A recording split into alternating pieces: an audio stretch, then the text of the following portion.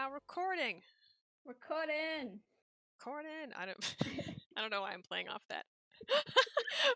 Welcome back to Pixel Perfect Podcast from home.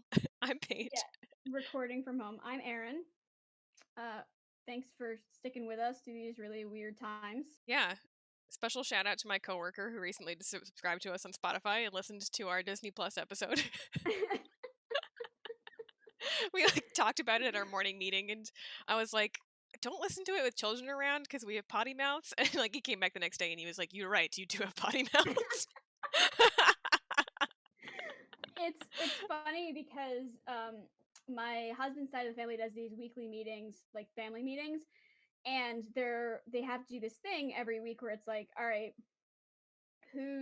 what are we talking about this week? And somebody said we'll go around and do like our podcast recommendations, and I was like, oh no. Because I was like because my husband's definitely gonna bring up that I have a podcast. My brother-in-law, right? shout out, listens to us every week, every episode, and it's just like Cody's grandma is gonna find out that I swear a lot. This is specifically why I have not mentioned it to any of my family members. It's literally just the swearing because yeah. Absolutely. That, and I definitely have some relatives who are kind of like right leaning, and me and you can get a little political sometimes. I'm like, I don't want any of them coming at me with their dumb boomer opinions I don't care about. Oh my god. So yeah, to start off, we're doing Knives Out today. Yes.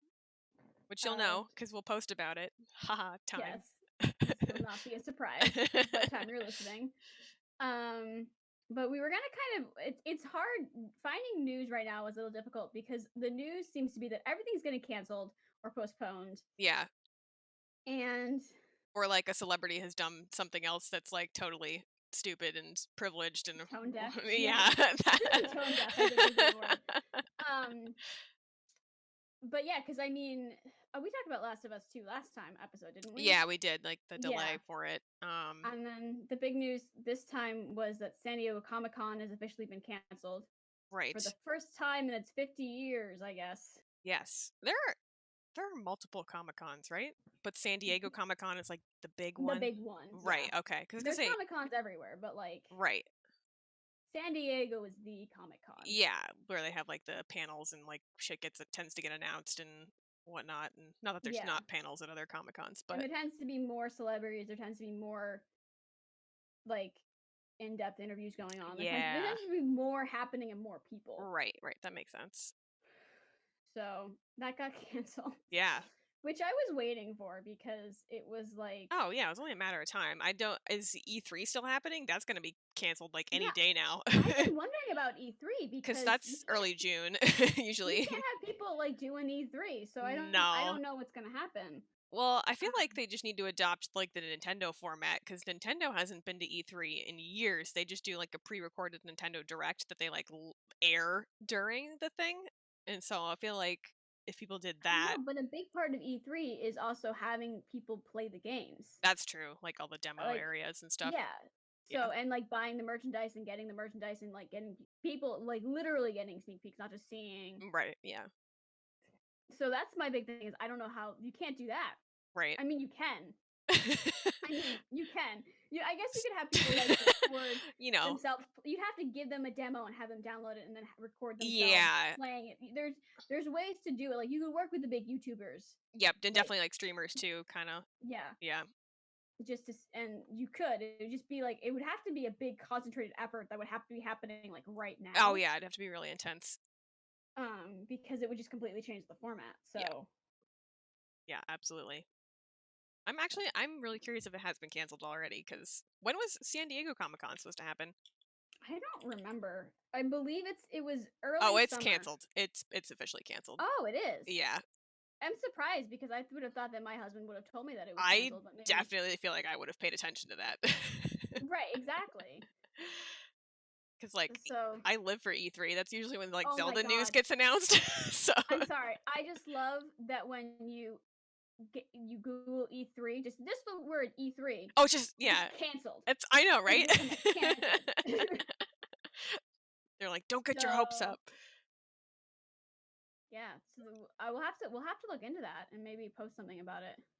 Yeah, see if maybe, because I'll definitely be curious if Nintendo still intends to like do their direct, or if like they just decide to do other pre-recorded things. I mean, it probably doesn't even matter because all the games are getting postponed anyways because they can't work on them. So like they're not going to really have anything to demo to begin with if things are like in production still. Yeah. So it looks like there's trying to replace it with something else, but it was supposed to be early June. So we'll see. Yeah, keep an eye on it. Happens. We'll probably tweet about it. After when ESA canceled E3 due to the coronavirus pandemic, it issued a statement saying it was exploring options with our members to coordinate an online experience to showcase industry announcements and news in June 2020.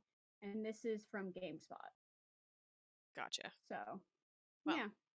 I'll have to keep an eye on it. I like how we're discovering the news as I know, right? That's kind of like the one benefit about the remote stuff is we're both on our computers, so I'm like, haha, I can Google in real time. Correct myself as I speak poorly. It's just I wish we had better news than things are getting canceled. Yeah. And the only thing like that I mentioned before I started recording that I could think of was that they gave us a first look at Dune this past week, which is going to star Timothée Chalamet and Zendaya. And it's Dune is a science fiction novel. I don't remember when it was written. It apparently, I tried to look it up because do you remember when you made me that like reading list for like classic sci-fi novels? I thought it was on it, but I don't think it was. So I looked into it. This novel's over 900 pages. It's just like pure insanity. Science fiction. Yeah. So it's the novel's getting adapted again. Apparently, there was a movie adaptation in the 80s. It looked like hot garbage when I looked it up. And people seem pretty pumped about it, but I don't know. I literally don't know much about it myself. It sounded fascinating. I read a Wikipedia description of what happens in the book, and I'm like, I don't understand anything that's happening right now. This is 900 pages of plot in 3 paragraphs. It didn't work out. So, yeah, we're kind of, because of the way things are going, we're kind of going back to movies that we kind of missed in the beginning, and we're just trying to kind of be creative with how we do these episodes since there's nothing new coming out. Yeah. Which led us to Knives Out, which is just very interesting because, I mean, I like Last Jedi better than you do. I actually watching this movie and then like thinking about Rian Johnson. I don't know why I want to pronounce his name wrong. Rian Johnson. Thinking about him more gave me some thoughts about Last Jedi in terms of how I feel about it. And I think I decided that as its own thing, I didn't hate it, and I feel like he actually directed it well. But I think it's a well shot movie. Like that scene where she freaking obliterates the giant ship by soaring through it, like wow, just what a shot. So to me, I don't think he did a bad job overall for like in the context of doing his job. I just don't think it fit in the overall context of like what was happening in the trilogy. And I still haven't seen Rise of Skywalker, but I read what happens, and it just the whole trilogy, like of the new trilogy, just seems like it's just been this epic dick measuring contest between directors, and no one can decide on a coherent plot. I mean, I think Disney's main problem is that, of course, they didn't do an overarching thing to begin with, but that they didn't require an overarching plot from the very get-go. But I honestly believe that Rian was trying to take what had been created and just go in a new, different direction. And I don't think he was trying to hate on J.J. Abrams the same way that J.J. Abrams came in and literally burned what Rian Johnson did to the ground. I agree, yeah. So I feel like there is a dick measuring contest going on, but at the same time, I feel like it's not super, like, equal. It feels very one-sided to me. Yeah. So yeah, but you can't say Last Jedi wasn't just a beautifully shot movie. So. Oh yeah, it was gorgeous. It was well done. He's clearly got talent. Did he? Because he wrote and directed Knives Out. Was he part of the writing process for Last Jedi? Okay, I couldn't remember that. I believe he was the screenwriter. You might hear crinkling now on this mic. Sorry about that. Just a smidge. Yeah, so let me look up because I'm pretty sure he wrote it, or at the very least developed the story. Okay. Because that was another thought I had, because I was like, I feel like we Yeah, often he harp on wrote it. directors, but sometimes the directors did not write what was happening. So I'm like, why don't Nope, we ever harp on writers? But if he wrote it, then he that makes wrote it. sense. He wrote it, which is, I mean, I think it's a well written movie. Tea break. Damn, I think it's a well written movie. I just don't think it filled what our expectations of what a Star Wars movie is supposed to be. Which is recently I've kind of come around to the Patrick H. Williams way of thinking, which just like it's a space wizard movies for children. Yes, And you're kind of like, really is. how seriously can you really take it? That's so true. Oh my god. I think I watched CinemaSins videos of like the prequel trilogy, and I'm like, wow, I definitely have these like tucked into this little nostalgia hole in my brain, because like not even just like what he was saying about it, like I didn't give a crap about the sins he was assigning. It was just like some of the other pieces when he like would re-show what was happening in a scene, and I'm like, oh my god, this is so dramatic and bad. But I love them. I love the prequels. Right? I love them. I think they're not nearly as bad as people give them credit for, and I think that say what you want about the original prequels, but the prequels, they had an overarching story that made sense. There was Yeah. a vision from the beginning to the end. There was a Absolutely. vision. Yeah. And that's the main problem with the most recent trilogy, that there's no vision. I don't know. Oh, right, because Rian Johnson. I was like, how do we turn this into the I was gonna say Skywalker I should have like episode? given a disclaimer that I was like, Rian Johnson is attached to this movie, therefore there's gonna be some Star Wars discourse. Yeah. Like you just So, can't not. for those of you who don't know, Rian Johnson wrote and directed The Last Jedi, which is the 7th movie in the Skywalker thing. Eighth. 8th movie, that's what Yes. I meant. Sorry. It is the 8th movie, and he also wrote and directed and produced Knives Out, which is the movie Yes. we're talking about today. Right. So that is how we ended up getting on the Star Wars train. Context. That's fine. I was gonna have that rant at some point anyways. Might as well get it out of the way.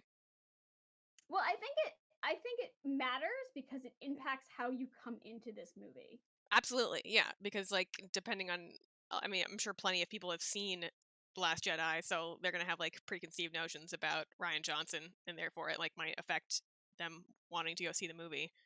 Right. And my husband absolutely hates The Last Jedi. Hates it. And I was like, you can watch Knives Out with me, but I was like, I'm not taking any negativity. I want to watch it kind of a blank slate if I can, and like take your Last Jedi shit and get the fuck out. Like we're not doing that today. So, which I'm happy that I did, because it's a really good movie. Oh my god, I loved it. So good. I had so much fun watching it. It was great. Which I knew because I'd seen all the YouTube videos about my favorite people who I trust talking about it, and I was like, all right, so I know it's probably going to be good, but like we're going to watch it and just see if I agree, because sometimes I don't. Yeah. And I was like, oh, this is really, really good. Absolutely. So, the thing that we always do the stats. I was gonna say the thing we always forget to do is to give the quick overview of what the movie's about. Yeah, are we doing spoilers for this? Because it's a pretty. It came out in 2019, right? It came out November 27th, 2019. Oh, that's like I don't know what time is. That's like 5 months ago. I think we can do spoilers. That's really a difficult question for this type of movie, since essentially it's a whodunit and it's like a Clue style mystery movie. So like, if we reveal too much, you're just really not going to want to watch it. So yeah, I guess what we'll say is we're going to be talking about spoilers in this episode, but we strongly encourage, if you have not watched the movie, to go and watch the movie and then come back. Yes. I think that is going to have to be our definitive opinion, because it really does. If you know what happens, it really, I think, hurts. I mean, I don't think it hurts the movie as much as other whodunits, because I think it has more watchability than other, because it switches genres and kind of mixes things and goes around. I think it's definitely got more rewatchability than other movies, but I would still say watch the movie, come back. Sure, absolutely. I mean, we both agree that we really liked it and it's worth watching. So if you want to, go do that quick, it's on Amazon. Just 2 hours, then you can come back. We'll see you when you come back. Yeah. I wish I should put the SpongeBob 2 hours later like transition over. Yeah, spoilers ahead. Yes, because all right. So what's the technical genre? Like a crime thriller? What? It is a crime movie mixed with a detective movie. Okay, gotcha. So because it's basically switches protagonists where like it starts as kind of like whodunit and ends as a whodunit, but then the middle part is the person that we kind of support Mm, covering up their crime. So it's very much a mix of the crime genre and detective genre, which is similar right. but not. There's a video by Just Right who talks about it. His name is like Sage Hayden, I think. He's under YouTube video Just Right, and he talks about how it mixes genres together and brings on Mm-hmm. the different genres. So we can link that or whatever. Yeah, But yeah. like, I'll write it down. it's yeah, it's a good video that talks about where exactly Knives Out falls. Okay.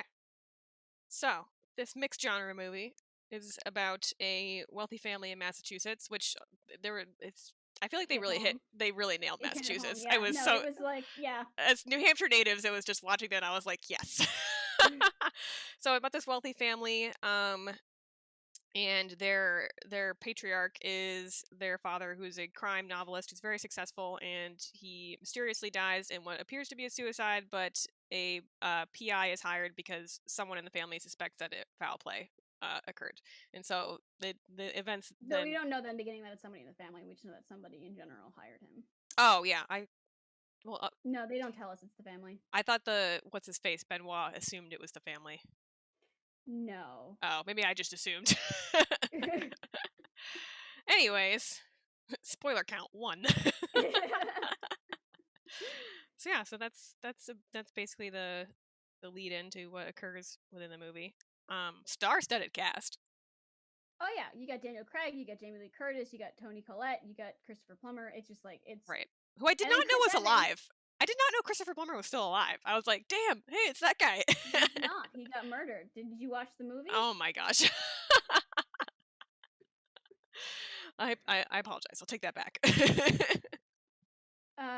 And yeah, and then you got fucking Chris Evans. Right? It's ridiculous how many people are in this movie. Yeah. So Who's delightfully an asshole. Like I feel like he's been in a does good it boy so role well. for so long that seeing him in that role, I was like, this is great. This is what we needed. He's really really good. They're all really really well cast. Absolutely. Really well cast movie. Yeah. Um. So continue. I don't know what I was saying. It's gone. You had just finished gets you the guy gets hired.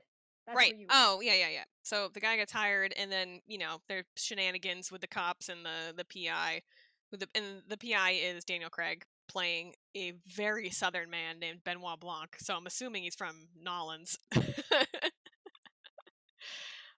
But in their silly investigations into like what's going on with the family. On obviously since there's rich, there's all kinds of things with inheritance going on.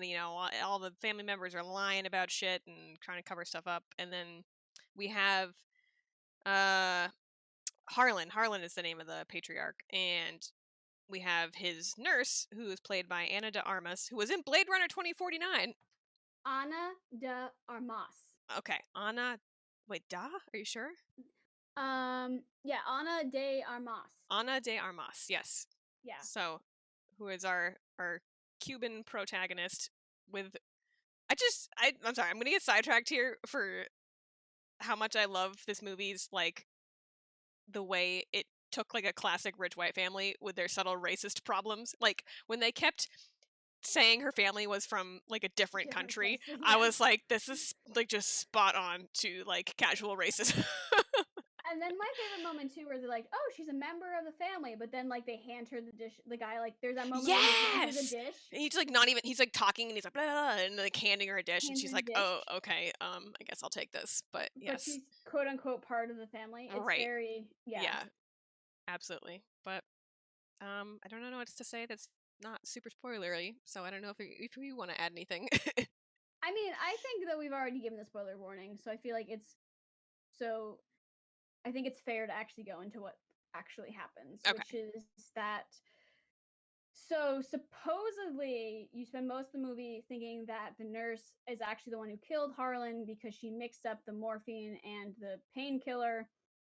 and the pain medicine, and she accidentally gives him too much morphine, and that kills him. So he like runs her through how to get away with the murder and to like protect her basically, and then ends up killing himself ahead of time. And so she spends a lot of this trying to cover up her crime, and she talks to like ends up coming clean to Ransom, who is Chris Evans, who is the delightful asshole, who was like, "Yeah, I'll help you. It's gonna be great. You're gonna get away with it. Just make sure you give me my cut of the inheritance." Because what happens is that Harlan has cut everybody out of the will. Oh my god, it's amazing. All of it to Marta. So it's just like, and the family, who was fine with her up until that point, loses their goddamn minds. Yes, and classic rich white people insanity. It's just great. And Marta was the nurse. I don't know if I said nurse and then you said Marta, so I don't know if I just want to connect the dots. I think you said Marta. I don't remember. It's fine.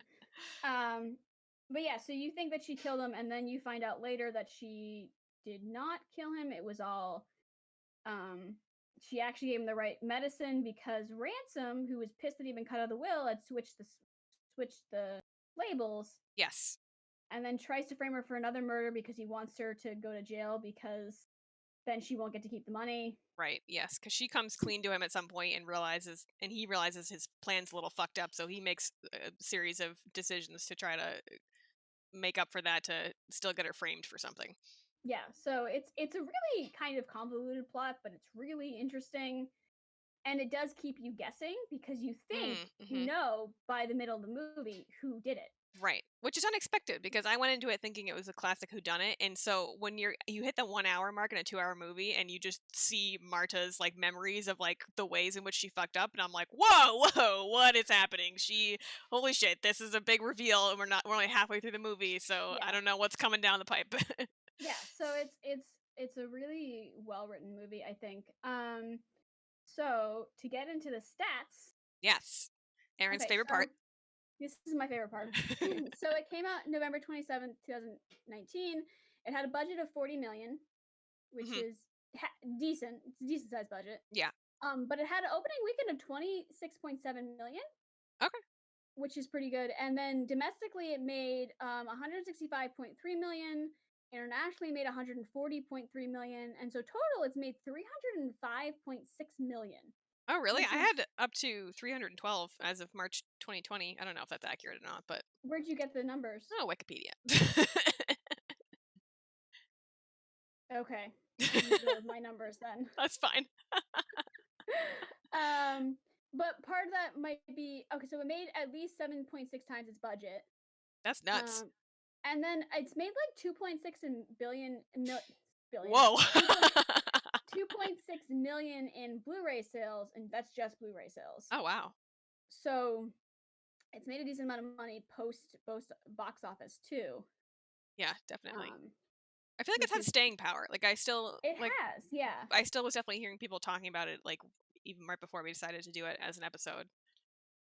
Yeah, it was fucking everywhere. And then I was looking at the projection for what it was projected to make when it first came out, based on how movies like this typically do, and based on its budget and based on all these factors. And it's really interesting, because if you look at the line of where it was supposed to be and where it ended up being, it actually far exceeded expectations. Oh, wow. By like a lot. Damn. It wasn't supposed to make this much money. Yeah. So, but to make, over 300 million. Yeah. It's crazy. That's crazy. So yeah, and doing a quick Google search for like this kind of stuff, I just saw headline after headline praising it, and I'm like, wow, this movie really was very well loved. It's been a fairly critical success on top of the financial success. So absolutely, absolutely. Which I think Rian Johnson needed after. Yeah, I think that definitely gave him some good press that I think will help his career in the long run. I mean, they're already planning on a sequel. Well, not a sequel per se, but it'll center on Benoit Blanc, the PI character, but it would be a whole new cast, a whole new mystery, and apparently Rian Johnson's hoping to keep these movies going, like similar to the way Agatha Christie has the bazillion crime novels, where her main character just solves mystery after mystery, which I'll keep watching them. I really enjoyed Daniel Craig's character. I would keep watching them too. I I liked Marta though, and I kind of wish that she could stay. I know. I loved her. There's this, and it's just like it's a really interesting dynamic where like these people who seem so nice, they're like, oh, we're gonna take care of you financially, and we want to make sure like everything's okay with you and you're part of the family. Turn on her so fast and so viciously. Oh yeah. That even the one who's supposed to be like the liberal daughter who like once her college gets threatened, like immediately turns on her too and like tells people about her undocumented mother and then they threaten the undocumented mother, in which case my point was like, I'm gonna kill you. Oh, absolutely. I'm gonna go into the movie and beat you up. Like, fuck all of you.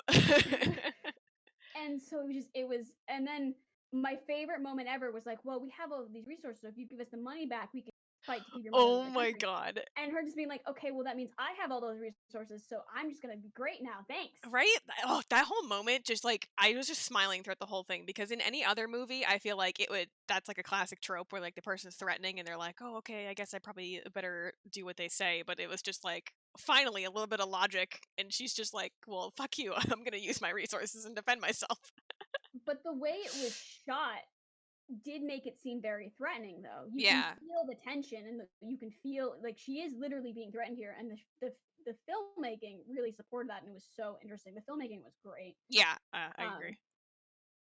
So, and then there's that last shot of all the family looking up at her, and she's got that mug. So like, there's this mug that's in the very beginning of the movie and the very end, and it's like, my house, my rules, my coffee. Yeah, something like that.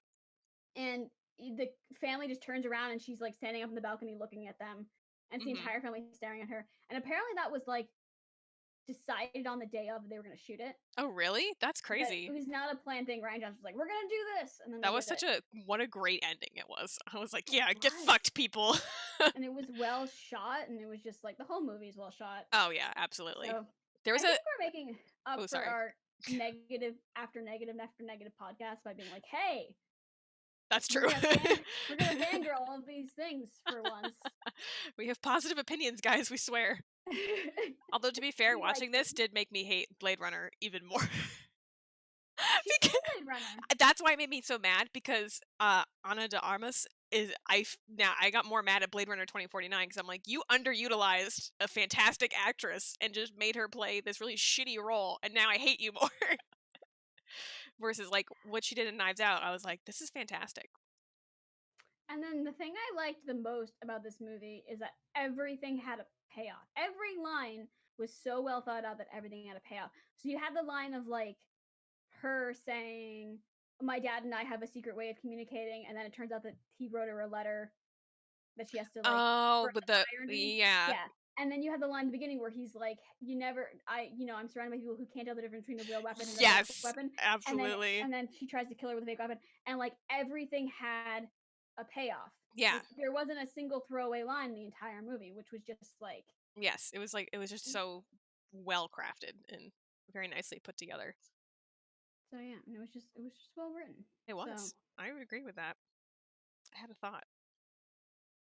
What was the thought? It's the middle of the episode time for the thought that disappears and then never comes back.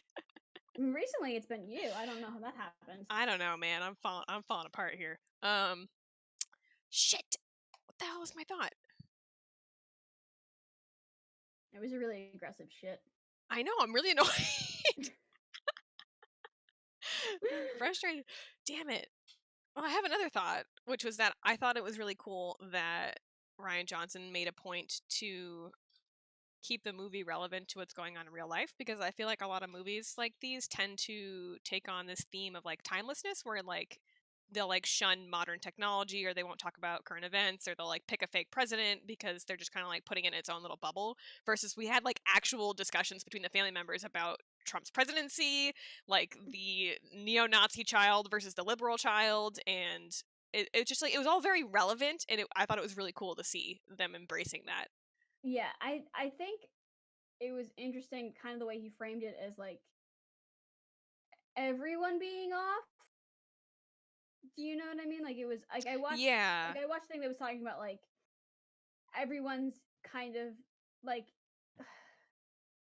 Yeah, I'm trying to articulate it because I disagreed with it on a slight level because it was kind of just like I think it was Cinema Wins. She was talking about how Cinema Wins, not Cinema Sins, Cinema Wins was talking about how the discussions were off-putting to some people, which is like, get out.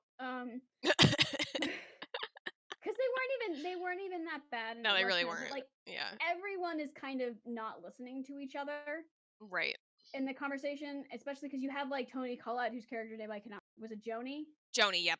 Joni, who she has some knowledge, but she's missing other pieces of knowledge, and then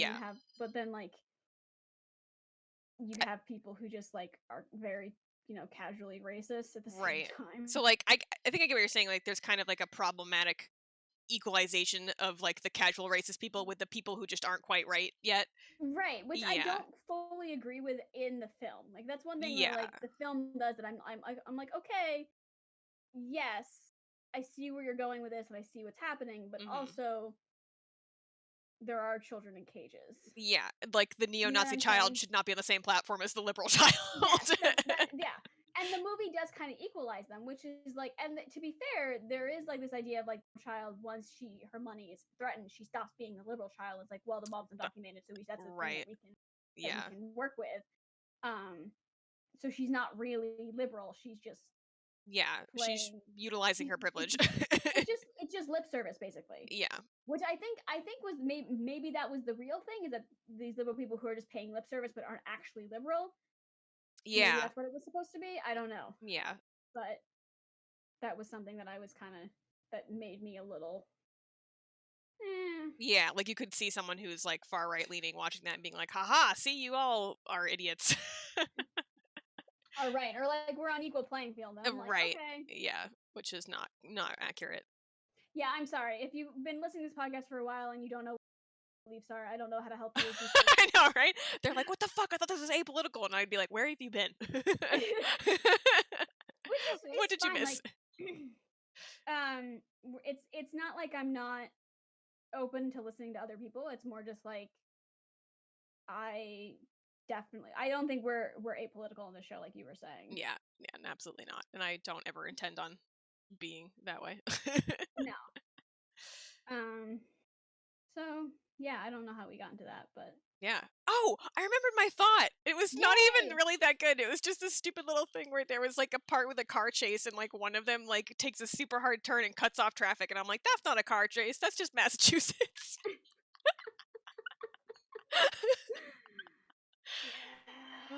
God. Someone who drove in Massachusetts for 2.5 years. Yeah, I don't know how you did that. Driving into Boston every day. That one time I took us there, I was like, this is the worst. It's like, yeah, so I went to Boston College, but I live in New Hampshire. But it was like my friends were paying in rent individually. My husband and I were paying together. And so that's how I got through it. Wow. Just by remembering how much money I was saving. Yeah, that's insanity. I was spending like, I don't know, $200 plus a month in gas, and it was still cheaper. That's nuts. So I'm just like Brennan. He's like washing dishes, cooking something. I don't know what's going on. I heard the cat yell at some point. There's a dish on the floor. He clearly fed her something. I don't know what. It smells good though. Yeah, it's funny because I can just hear like everything that he's doing, and I'm just like, oh, okay. Yeah. So I keep getting distracted by Brendan in the background. Yeah. Thanks, Brendan. I really wish the camera. Did you see his face? Yeah, I saw it. That was fantastic. Oh my god. What the heck? I'm trying to look over my notes and like the other things I had taken note of just in case they came up. Ana de Armas is going to be the upcoming Bond girl, and apparently it's going to be Marilyn Monroe in a biopic. Oh, I didn't know about the Marilyn Monroe thing. I did know about the Bond thing. Yes. Which is like every Bond movie is now on Amazon Prime. Oh, is it really? Basically, like they're all on Amazon Prime. And I can't stand the Bond movies. Oh, I hate them. I've seen like one with Pierce Brosnan, and I was like, I hated this. I'm never doing this again. I just saw one clip that my professor showed in class once, and I was just like, that is like the most sexist thing I've ever seen, and I'm done now. Yeah, they're pretty bad. It sounds like her character is going to be improved over the other Bond girls because she's going to be a CIA agent. We'll see what happens when the movie's actually filmed. But this movie is filmed. It's coming. Is it? Mean no? Yeah, it's coming out soon. Is it really? Yeah, it's like done. Oh. It's finished post-production, I'm pretty sure. Let me just look this shit up. So, I don't know what's happening anymore. Time is a construct. What was I gonna say? Yeah, so I've heard that the Daniel Craig videos are the Daniel Craig movies are much better than all the other Bond movies. That is what I've heard that too, yeah. But I just, I'm like over them. I just don't care. Yeah. Enough to watch them. I just don't care. Oh yeah, it does say completed. What do you know? Yeah. I know things. It's coming out pretty soon, or at least I think later this year. Yeah. So. What do you know? Maybe I'll watch. All the things that we're discovering. I know, right? As we record. Yep. Just learning things. Oh my goodness. I don't know. I don't know if I have other thoughts. I mean, it's really interesting that there's a really deep movie there to talk about. But I'm not sure how much we could theoretically get into in this small thing. Like, I could write a paper on this movie, but I'm not sure what I would write it on yet. Gotcha. I think. Probably the way the white upper class family is portrayed. Yes. Which is so on par. Oh my god. With everything I know about white upper class families. Absolutely. Like, I felt like I was sitting in with family members of mine, and I'm like, I think I've witnessed these exact conversations before. It's just like that casual, uncomfortable feeling. God. And then like in that scene when they're like, Marta, like, give us your opinion. You just like, oh God, you just die inside watching them try to call her into that conversation. Yeah. But then the moments of like Ransom knowing what's about to happen and then his reaction to everything is so perfection. Oh, absolutely. It's so good. Yeah. Like, just I can't get over Chris Evans' acting in this movie. It's so well done. The whole eat shit scene is my favorite. I can't imagine. I know that some of it was improvised. Oh, I would assume so. I feel like when you have that big of a star-studded cast and like they're all very seasoned, like you have room for improvising those kinds of things. Yeah. So, because especially because you just listen to them yelling and it's so stupid that you're like, I think this is imposed. Yeah. Rian Johnson's just like, I don't know, screaming at each other about something. just go off. It's fine. It's perfect. So, I guess I was thinking that I would come into the episode with more to say. That's what's hard when you like a movie. You just are like, it's great. There's like less to pick apart about like what's happening. And the one issue I have with it, we kind of already picked apart. What time are we at? 38 minutes. Oh, okay. So we're actually roughly at the same amount of time that we're always at. I would say so, yes. I mean, excluding our 2 recent, very long videos, but they were packed with content. Yes. Yes. It's funny because I keep getting text messages. Like my brother-in-law texted me, was like, "Yeah, I don't agree with the rank." And I was like, my husband was actually like, I literally like hung up with you, and then turned around and Cody was like, "Okay, how low was Last of Us?" And then he was like, "Zelda's #1, really?" And I was like, I know, it was not my decision. I think I did the same thing. Like, I hung up with you and then immediately got into like another hour-long discussion with Brendan. Why? What did Brendan say? We were talking about Dark Souls versus Zelda, and I asked him like what his favorite game was, and he actually agreed with me, and then made me think about a good point that I didn't even think to bring up, is that the Dark Souls franchise would not even exist without Zelda, and they follow very similar formulas in terms of exploring the world, fighting enemies until you get to a boss to fight, the chest opening, Sure. Yeah. But they do it a lot better. I will die on this hill. That's fine. You can. And you'll apparently die on yours. I will. So, I just watched this video. I found this guy Joseph Anderson, who's he's very popular. He's not a new discovery of mine. Who did this 3-hour and 20-minute long video on Naughty Dog's things, and the last like hour and 20 minutes is just Last of Us. Mm-hmm. And he made some really interesting points, and it was a really, really good video. But I just like solidified for me that I was just like, Last of Us should have been higher. What else has Naughty Dog done? I'm not Uncharted. Oh, okay. Yeah. Not really a big fan of those either. I mean, not saying I'm not a big fan of those because they're bad, but like I have a really hard time getting into games where like you can't be a female protagonist. I mean, his big thing is he's like, they're not super good. He's like, they're like fine games, they're okay games, they're not bad games, they're not great games. They're like middle ground good games. They're just kind of there. But he says that like Last of Us is a spiritual sequel is what he called it, and then he was talking about how it is a good story, but it's told really, really well. Mm-hmm. So like the way it's told is so embedded in the gameplay that it's a really interesting way to tell a story. Mm-hmm. And it's just so we're gonna do Last of Us 2, so you're gonna have to watch Last of Us 1. Oh, I mean, I'll watch what I can. That's gonna take forever. I mean, it's really not that bad. It's not a ridiculously long game. It's like an averagely long game. Okay. But the problem is you do have to watch all of it. That's the issue. It's not like the kind of game where you can just watch bits and pieces of it. You have to watch the whole thing. Yeah, I'd have to know like the whole plot. Yeah. Yeah. So otherwise you're going to be confused in Last of Us 2. Right. But it'll be interesting what you think. Do you know about the ending of Last of Us? Yeah, I read it before our last episode, but I'm not fully recalling it at the moment. Okay, yeah. Once you watch the entire Last of Us, we have to talk about the ending of Last of Us, which is about Last of Us 2, but you need to repeat the second part of what you said because you cut out.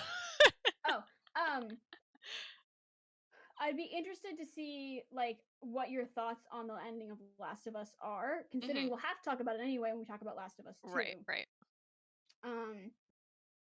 But I guess the new release date is supposed to be June. I guess is it really? Amazon sort of accidentally leaked the release date. Oh, I thought it was going to be way later than that for some reason. Amazon accidentally released a release date. We're not positive if it's real, but it was like late June.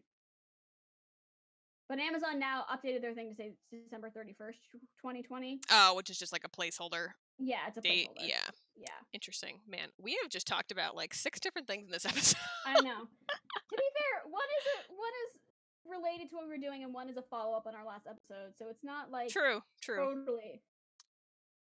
But my final consensus is you should definitely watch Knives Out because it's great. Yes, my final consensus is that you should do your best, like, because I came in with no spoilers, pretty much. I did too, actually. Yeah. Yeah, so it was really good to watch. It's the only movie I think I'd ever said that I was like, yeah, not having spoilers really improved the watching of the movie for me. Yes. So if you didn't watch it, but you kept listening to this episode, the hell are you doing? Shame on you. Yeah. Oh. So. And again, I don't think we have a topic for next time, but we'll post it on social media. It out, like, right now. Like 2 seconds later. Yeah. But that's all I got. I don't know about you. Yeah, I think I'm good. All right. Yeah. Solid, well-made movie. Heck yeah. All right. We'll see you next time, guys. Bye. Bye.